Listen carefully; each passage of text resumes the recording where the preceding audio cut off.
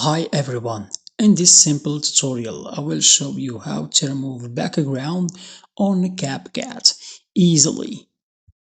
Go to your CapCut, then click on removal, then select the video you want to remove the background. I will choose this video.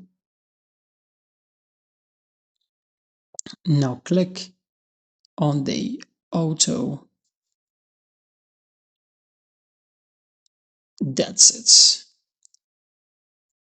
Give it some time to finish the process.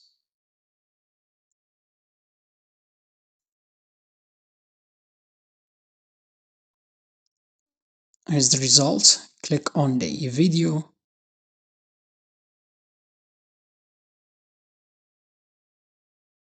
then you can export it. Thank you for watching this video.